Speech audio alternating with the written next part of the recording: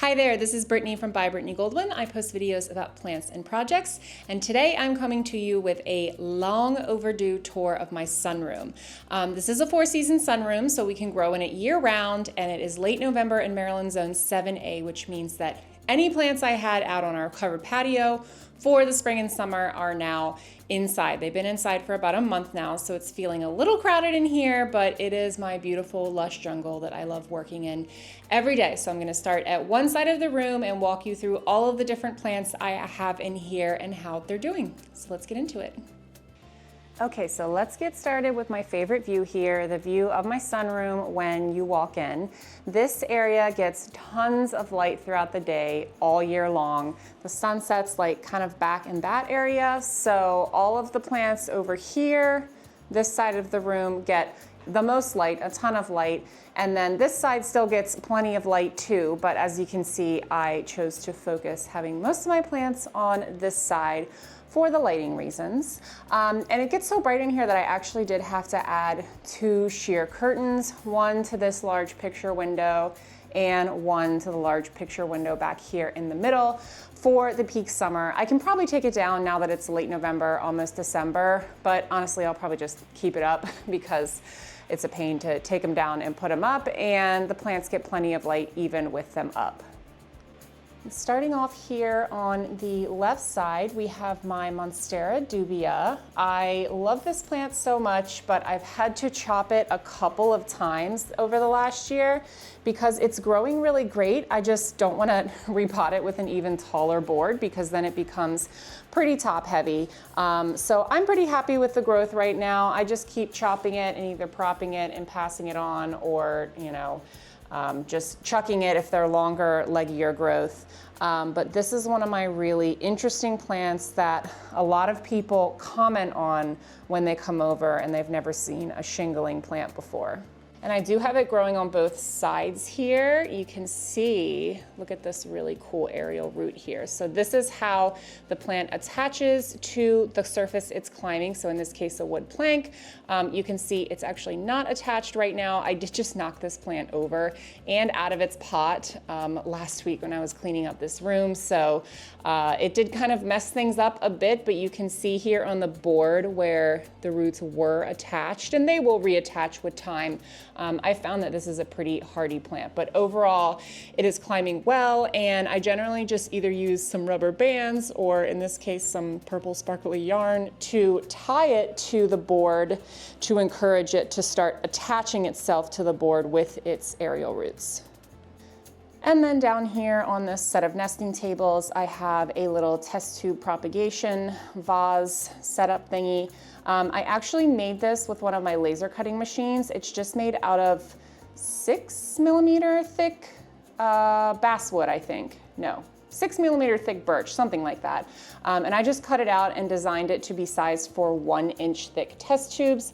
So it is super easy to take these test tubes out, to clean them, to put extra water in them. And I just spray painted it dark green here because it's what I had on hand. But this was a really cute little project. I also have a version of this on my website. If you also have a laser cutter and you'd like to make one that you can download the files for, that makes a 6 test tube station also. Oh, and then speaking of laser cutting machines, this is actually some of the coasters I've been working on. I engraved this one in this set of, I think these coasters were from Lidl, and I've engraved 2 of them so far with some cute little designs because I have coasters everywhere around the house. Over here in the window, we've got one of my favorite gal pots here with my giant whale fin snake plant.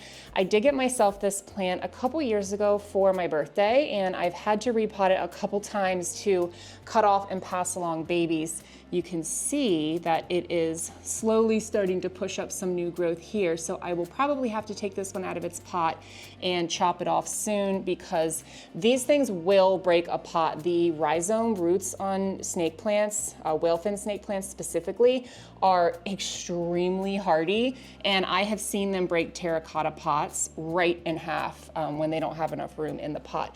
So I definitely don't want to lose this cute pot, so I will take that out and chop it up here soon. Above the whale fin, We've got my variegated Hoya rope plant. This one I just have in a terracotta pot with some really chunky soil. I found that this one likes a little bit more light than my non-variegated rope plant, which is generally the case for a lot of variegated versus non-variegated plants. This one has flowered a couple times, which is very exciting, but has not flowered in the past year. But it seems pretty happy here. Some really good variegation on some of these leaves. We got a pink one down here, and then some more pink ones over here. This right here, my Hoya linearis, this has to be one of my favorite plants. I always get comments on this one as well when people come over because it looks like a living curtain. And it is so long at this point that I've trimmed it several times because it has gotten to the floor, and I trim it to encourage fuller growth in it, which is another reason why it's got such a nice full look here. But as you can see, I have it hanging from the ceiling, so I can't really get it much higher than this unless I were to like put a shelf up here and set it on it. So I don't want the plant dragging the floor, which is why I keep trimming it. This one has flowered so many times, and when it flowers, I think there's been a time where I've had like 30 flowers on this plant at one time. I'll throw up a picture of that, which was just absolutely incredible to see. And they have such a nice, light, sweet scent to them, but unfortunately not flowering right now. And then over here, we have another one of my favorites. This is an Epiphyllum cactus. This one has also bloomed for the first time for me this year, which was extremely exciting. You probably hear this one called a rickrack or fishbone cactus. And I have a care video all about this plant here too, which I will drop in a link above if you want to check it out. This one has also been very happy in a terracotta pot here, though this is one of the plants that was suffering some burning right next to this super bright window. So it is one of the reasons why I added a sheer curtain by this window. And then, of course, above that plant is my giant Monstera deliciosa. This plant, I have had this plant since I don't even remember how long. I mean, many, many years. I got this as a clearance plant from Home Depot or Lowe's. It was super small, covered in bird poop, very, very ugly. But it just goes to show, if you give a plant love over time, it will reward you with beautiful, healthy new growth. And this one I do like to prune from the bottom to encourage a climbing habit here. You can see this whole stem here, I've pruned the growth off of so that it can focus on creating newer, bigger leaves, which does mean that it can get kind of top heavy. So I have a pole in here that I tie it up to as it grows. But overall, this one has been extremely happy, and I've loved the growth pattern of it as more of a climbing plant instead of letting it get super bushy. So I would recommend, if you're looking for some larger leaf growth on your Monsteras, to try pruning from the bottom. Just prune off those old leaves. When this one was younger, I would generally prune off one old leaf for every like 2 new leaves, so it wasn't too bare. And then down here, I've got another Hoya. And off the top of my head, why can't I remember which one this is? This is a croniana, I'm pretty sure. This one has flowered a couple times as well. It's pretty happy down here, but I've moved it around a couple times because I am experiencing some minor yellowing leaves on this one.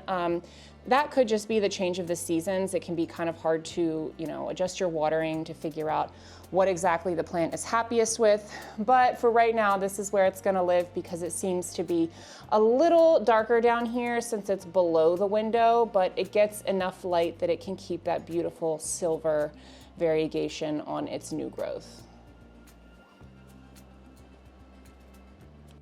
And this one I have hanging in the window, but I'm gonna take it out here because with the backlit window, it's kind of hard to see when it's hanging up there. This is a fern leaf cactus. This one has not flowered for me yet, but man, I just love the look of these tropical cactuses. This one I've pruned back a couple of times. There have been a couple winters where this thing has just barely made it through the winter. Luckily, last winter it seemed to be fine, but I have cut this thing back so many times that it has sprouted new growth and gotten super bushy over the years, which is something that I would like to continue encouraging. As you can see, it's somewhat like bigger on the right side. So I've been thinking about chopping off some of the growth and propagating it and planting it in the left side of the pot just to encourage the plant to have a more even growth pattern on each side. And then we'll close out this side of the room with my Hoya tower.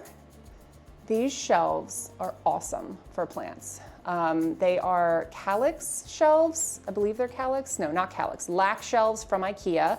And lac shelves come in a couple different versions, but this is the kind, it has like a back to it and then like different steps of shelves, which are just fantastic for plants. So on this, I have 4 different Hoyas. At the top here, I have a Chelsea, Hoya carnosa Chelsea.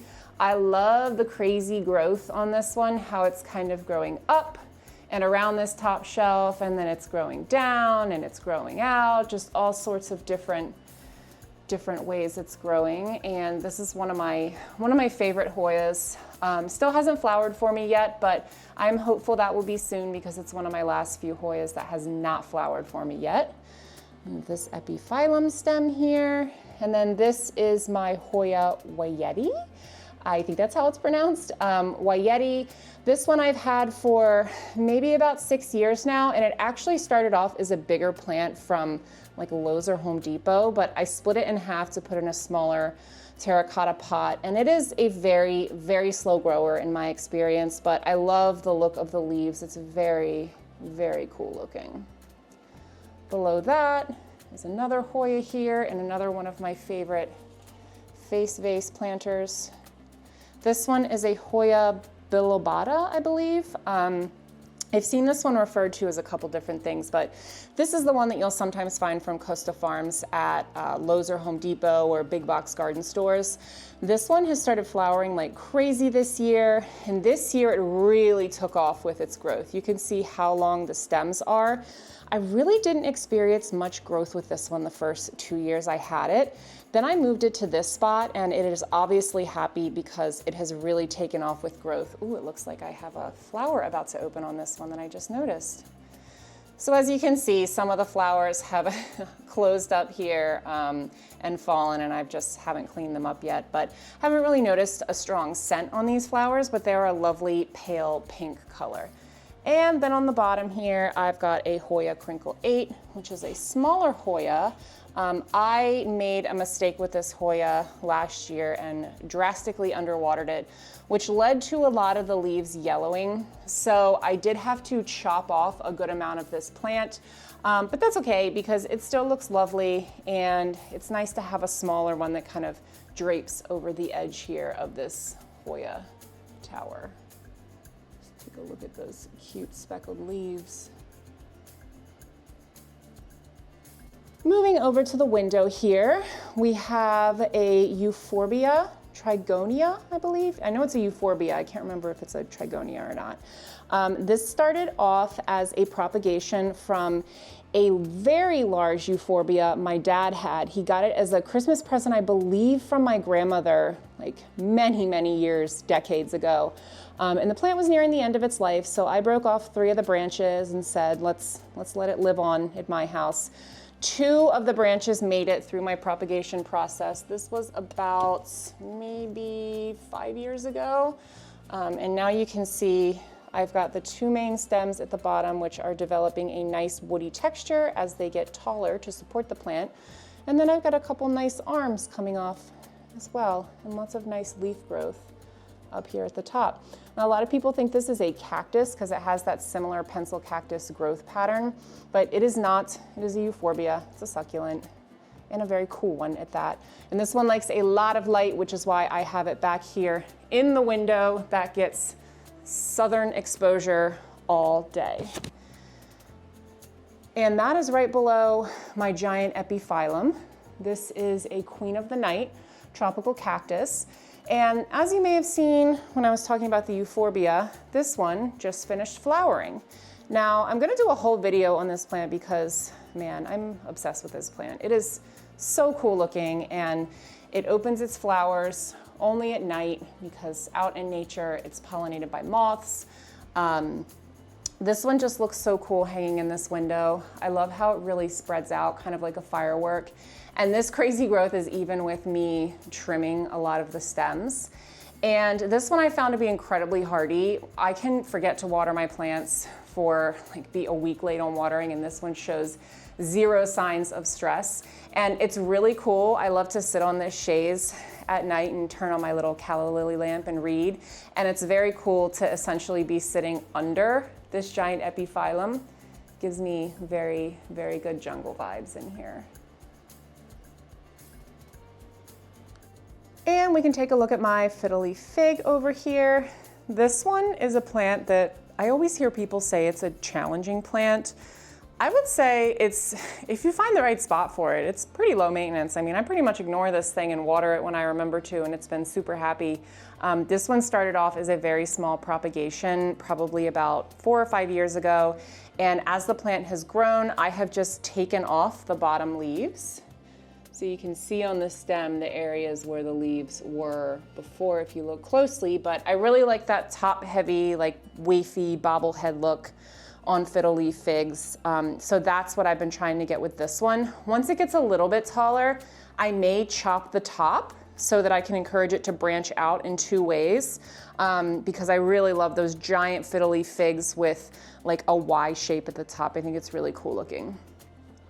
Above the Fiddle Leaf Fig up here, we have my tree branch plant hanger. You can kind of see it here. It kind of blends in with the wall a little bit. I have a video all about how I made this too, which I will link. But up here, I've got Hoyas that actually it's pretty difficult to see them, so I might take some of them down to show you up close. This is my Hoya carnosa crimson queen, and she sure is a queen. I will say that this plant, this Hoya, by far, the showiest, biggest flowers out of all of my Hoyas. I truly could not believe how big the flowers were the first time it bloomed. I tried to take a picture and it was just impossible to capture how large they were. But if you even look at the peduncle here, it is a pretty large peduncle. The flowers are just absolutely gorgeous on this one and really, really impressively sized. Over next to it, this is one of my newer plants that I have in here actually. I got this from a friend this year because she knows I love Hoyas and specifically Hoya rope plants. She picked this one up at like a Lowe's or Home Depot type store for pretty cheap. So I had it outside all summer and decided to keep it because it's just such a cool plant. So I brought this one inside and added it to the tree branch plant hanger. And then the last one I have on here right now is my Hoya carnosa crimson princess. And this would be my last Hoya that has not flowered. I have been patiently waiting for this one. This one I had for several years and it barely grew at all, just barely grew. Stayed alive, seemed happy, but barely grew. And then about 3 years ago, it just kind of exploded with growth and started looking so much bushier. And so this one has quickly shot up in my favorites list since it's been getting much, much bigger. I'm gonna take these down for a minute to give you guys some better look at some of the variegation on here. I mean, just look at this. This is so cool. I mean, I hear people all the time say, if you have leaves on a Hoya carnosa crimson princess or queen that are all white or super light pink, you should chop them off because the plant will begin to suffer. You know, they lack chlorophyll in them, which is why they're not green. Chlorophyll is what makes the plant leaves green. And so they're not really contributing anything to the plant. They're kind of dead weight, right? They're not helping with photosynthesis or anything the plant needs to stay alive and happy. But I have to be honest, I think they just look really, really cool. And as long as my plant is not showing any signs of suffering, I leave them on. Sometimes they will just brown and die off on their own, and that's fine. That's the plant's way of telling me, hey, we gotta get rid of these. We gotta get rid of these bad boys, these freeloaders. But until then, I leave them because I think they add a really cool dimension to these variegated Hoyas. And here's a close-up of the princess next to the queen as well. I love how this one's stems are pink. Very cool, nice little touch about the the Crimson Princess. The Queen has some of these as well, but I found that the Princess generally has more pink stems, even though it has less pink variegation in the plant. And one thing I will point out while I have these right next to each other, to tell the difference between a Hoya Crimson Queen and a Crimson Princess, look at where the variegation is on the leaves. And on the Queen, you're generally going to find that the leaves are green with white or cream variegation around the borders of the leaves. So these are all examples of what I mean by that. And these aren't all of the leaves, but it's, you know, if you can find some that have some of this variegation, that's how you know it is a queen. And then the Princess, on the other hand, has more of a cream look and a greenish, yellowish mottled variegation around the edges. So just remember, the Princess has the green around the edges, and the Queen has the cream around the edges.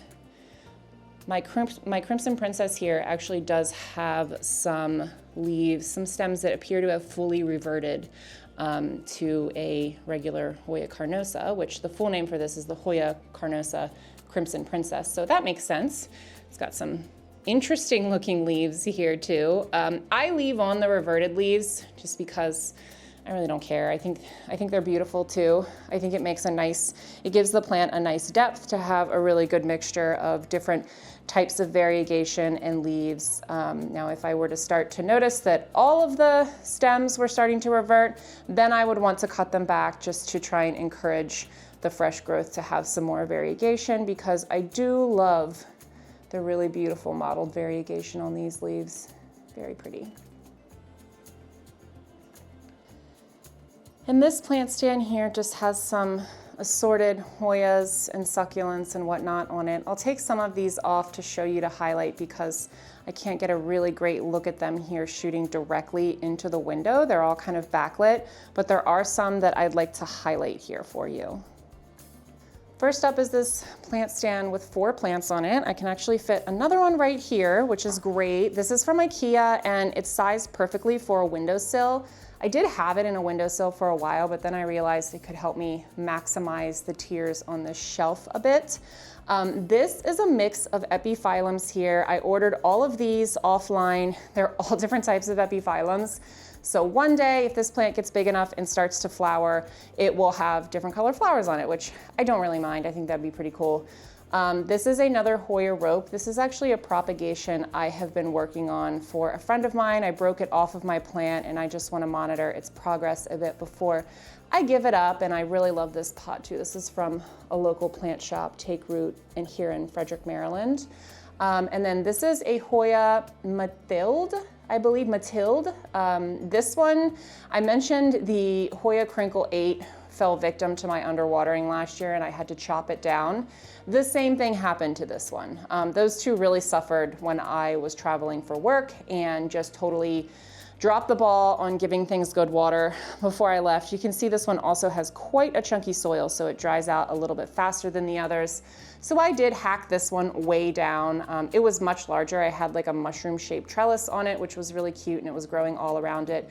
But you know, it's just a plant. It'll grow back with new healthy growth, and I will add a trellis to it when it needs one. And this is another mix of epiphyllums over here on the end. And I want to highlight this pot here. This and another pot you'll see in a minute are from one of my friends.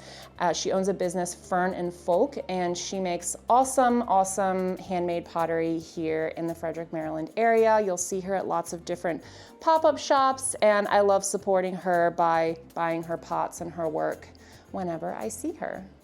And then down here on the bottom shelf, I've got 2 more of my favorite vase pots. This one right here is from Thanksgiving Farms and Unique Gardens in Adamstown, Maryland. Or no, sorry, that's this one. Maybe both of them actually. I know this one is definitely from Thanksgiving Farms. And this one has a holiday cactus in it. You can see it is budding up to start blooming, which is extremely exciting. This one is so pretty. It was like a super cheap grocery store cactus when I got it. It was small, it had gnats, it was pretty nasty, but it has rebounded really nice over the years, and I hope that this one continues growing because I love the look of the large sprawling holiday cactuses when they're in bloom. This one right here, a Hoya pubicolic splash. This I grew from propagations from my mom's plant, which is an absolute giant. I have it on one of my acrylic snake trellises that I made on one of my laser cutting machines. This one, oh my gosh, I love this plant so much. I love the speckled look of the leaves. I love how glossy they are. So I was really excited to be able to propagate a piece of my mom's. And then over here, I just have some Marble Queen pothos that I grew from a couple propagations I took on my large plant that I'll show you here in a few minutes. Here is another plant from my friends at Fern and Folk, about plant pot. It's currently empty. Well, we'll find something good for it. And then this little vase here, it kind of reminded me of like fungus growing, mushrooms. It's really cute for cut flowers in the summer and small water propagations. I got that at a plant shop in Portland, Oregon when I was there for a work trip. So it doesn't have anything in it right now, but definitely in the spring and summer, it's always full of water propagations. And I took this one down from the top of the shelf as well. This is a Hoya obovata. Oh my God, this plant kills me. It's one of my favorites. It grew so slow the first few months I had it, and then in the last 2 years, it has really taken over this arch trellis. I've even cut it a couple times just because I didn't want to have to redo the trellis. Cut it and propagate it to pass along. I love the speckles on the leaves. The leaves are just massive and so thick and glossy, very, very eye-catching. And it's getting to the point of where I may need to consider what I'm going to do potting-wise, because it's got these long stems. It's throwing out all over it. I'm gonna try and push this off until the spring when I feel more comfortable repotting a plant of this size. But this one, oh my gosh, if you love Hoyas or are just looking for a pretty easy plant that looks super unique to add to your collection, I definitely recommend a Hoya obovata. This one has really cool flowers too. They're like a white, hot pink mixture. I think I have a picture I can throw up too of the last time this one bloomed. It has quite a few peduncles on it, so I do expect it to bloom again, but it's only bloomed like once or twice for me this year. And over here in this black pot in one of my little favorite plant stands, this rattan plant stand, is my Thai constellation Monstera. This one is getting to be a pretty good size. When I first got this plant, it was back when Thai constellation Monsteras were like so hard to find, and when you did find them, they were super expensive. So it started off as a very small cutting of a plant. The leaves were very small. They didn't have any fenestrations or anything. So I'm very happy with how this one has grown over the years. You can see it's a little dry in here, so some of the variegated areas have a little bit of browning on them, but you know, it is late November here in Maryland and it's freezing outside, so this one has really enjoyed having a moss pole to climb as well. And then I'll show you, I mentioned on my Monstera deliciosa, I bottom prune to encourage the plant to climb and to encourage larger, more mature growth. And I do the same with this Thai constellation, which I think is how I've encouraged such large growth on the plant at a younger age. Where's the most recent leaf? This one is the most recent leaf. This one unfurled a couple weeks ago, and you can see it's got all the fenestrations. It's got some really nice variegation. It's got the holes. It's got all the good stuff you want to see in a Monstera plant. This leaf is probably my favorite though. It has just the right amount of variegation on it, but as you can see, this one only has one hole in it. This is the second newest leaf, but the newest leaf then has a bunch of holes in it. So we're definitely moving in the right direction with this plant in terms of its maturity and getting all of those things about it that people love about Monsteras. Above the Thai, we have another of my favorite children, my large Hoya rope plant. I mentioned that Hoyas are some of my favorites, and Hoya rope plants, or the Hoya carnosa compacta, are my top favorites of the Hoyas. I just love how the leaves look. They're called rope plants because they look like twisted up knots going down the stems. I just think they're so cool looking. I know they're not for everyone. Some people think they're pretty ugly, but I love them. I've had this one for probably about 6 years, and actually either last year or the year before, I can't remember, I combined 2 of my Hoya rope plants into one large pot just to make watering and caring for it a little easier. And I really love the statement it makes hanging here in the corner of the room. Next to one of my favorite swag lamps, my grandmother made this. And it's got a little battery operated candle in it, so it looks great hanging here with my swag lamp. I took the Hoya rope plant down so you guys can get the full effect of it. I set it here on my cat tree so that you can really see what a monster this thing is. It's just so thick and dense. When I water it, I have to stick the sink head, we have a retractable sink head, down in here, because when I water it from the top, the water just runs off of it. It's so dense. It is a real beauty. And this one is also a sentimental favorite because it is actually the first Hoya that I ever had flower. And it has these lovely pink flowers. I had never seen a Hoya flower in person before, and it just blew my mind, and I think really sparked my obsession with these very cool plants. This is the longest stem on this bad boy. We love to see it. And then while I'm down here, this is a little cat window perch I made. My cats love to lay here among the plants. And then of course, this is our cat tree made out of real branches, which I have a full tour video that I'm working on right now on this. This project is about 9 or 10 years old, so I wasn't making videos back when I made this project, but it's one of my favorites. It fits in perfectly in the sunroom as well. I love seeing my babies laying on these different platforms, being their old lazy selves among my jungle. Speak of lazy babies, it wouldn't be a video of mine without a cameo from one of them. This is my Henry. He usually joins me in my gardening videos because he likes to come outside when we're outside. He is my beautiful angel baby tabby boy. We call this his chair, which is funny because I got this chair from an estate sale, and it's a Henry, I can't remember, Henry Link, Henry Wicker, something like that. Can't remember the brand name. And then this is Henry the cat, and so he has definitely claimed this as his chair, and it looks like he brought his little mouse toy up here too, which is absolutely adorable. And a lot of people, you're probably seeing my cat and thinking like, oh my God, how does she have all these plants with a cat? And we actually have 2 cats. We have Henry here, and then we have Blanche. They're both pretty old. They don't really bother the plants as much as they used to. And there are certain types of plants that they bother. Henry really likes things that are very leafy, like ferns.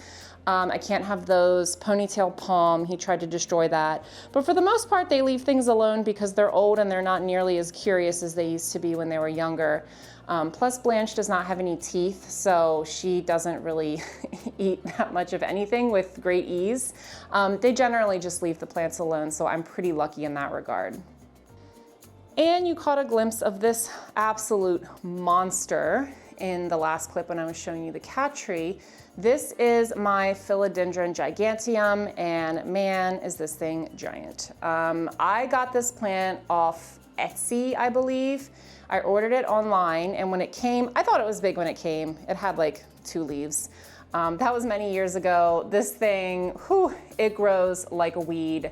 I love how the ears are all big and dramatic, like elephant ears, alocasia plant, a larger variety of alocasia plant, but they do not have the same demanding care needs as alocasia plants have. They have done just fine. It's done just fine in this room with average humidity, plenty of light, warm temperatures, and it has really thrived. It's definitely more of a sprawling growth habit. So you can see I have 2 little poles that I put in here that I've attempted to tie the plant up with a bit to steady it. Last year my husband said, you know, I love you, I love your plants, they're amazing, obviously, but this thing is getting too big, we need to trim it some, like you could barely walk by to get out the door here. So I listened, and I did cut off a bunch of it thinking like, oh God, it's gonna look so ugly. And you know, for a couple weeks it didn't look that great, but then it totally rebounded. That was last spring, and now I think it's probably due for a trim on some of those older leaves on the bottom. But man, I just love how dramatic these leaves are. Just look at them. It makes a really great statement in here, and I love how it looks on the wicker stand it's on too. This I got off of Facebook Marketplace. We have a wicker peacock chair that I have downstairs that came in a set with this little table here. And then for the last plant we have in here to take a look at before we look at some of the propagations on the table is a marble queen pothos. I love the vining look on this one. You can see I just have little adhesive hooks up here to do some vining. I need to add another one up there to pull this strand up. And then I've got a couple up here as well. I just think it looks so cool in the corner of the room here up against the brick wall. This is an addition to the house, so the brick is the original exterior to the home. It's still the exterior to the home, but I love having the exposed brick in here in the sunroom as well. And this is also where I work. This is my workstation, so it is such a wonderful place to be able to work all day. And then this sign has a really special meaning to me too. This is my grandmother's. Her name is Ruth, and she used to have a dressmaking, and she was a seamstress, and she had a business in downtown Frederick, Maryland. And this was the sign up hanging outside of her shop. And she kept it. She made it herself and she kept it. And I saw it and said, I have to have this when you're ready to get rid of it. So she said, take it now if you're gonna hang it up. So I love working at my desk underneath of it all day. It has a really special meaning to me, and I think it just looks really nice up on the brick wall here with the plant growing all around it. And then we'll take a look at some of the propagations I've got on my table here. This is a cluster bud vase. The top comes off, and I bought this from a vintage reseller here in the area, so it's not really something you can just find and buy online, but if you Google cluster bud vase, you will probably find some for sale on eBay if you're interested. I am dying to find one of these at like a Goodwill or a yard sale or something, because I would love to have another one. I love, love, love, love how it looks with so many cuttings in it. And I have also put like fresh cut zinnias in here in the spring and summer, which looks really, really lovely. Right now, it's kind of my Hoya propagation tower. Yeah, it's not the best time of year to propagate, but I went on a bit of a pruning bender on some of my plants recently, and I do not like to throw away cuttings when I cut them. So I just snip them and then I put them into my propagation vessels. Sometimes I just use the top piece here, which looks cute enough on its own, just the top one, and put the bottom one elsewhere. And then I also have it sitting on this little cork trivet here. This is from a 3-pack of these from IKEA, which is one of my favorite places to get these cheap cork trivets, table protector thingies. And I engraved this design on it with my laser cutting machine, which also does engraving.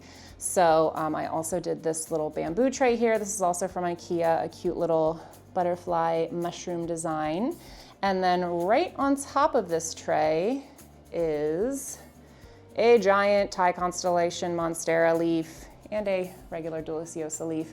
I've had these propagating in leca for a while. I love propagating in leca because you can watch the roots develop, and the roots they generally develop much stronger roots than if you were just rooting in water, because oxygen can get to them as well. You only put water in the bottom basin where you see the green algae growth.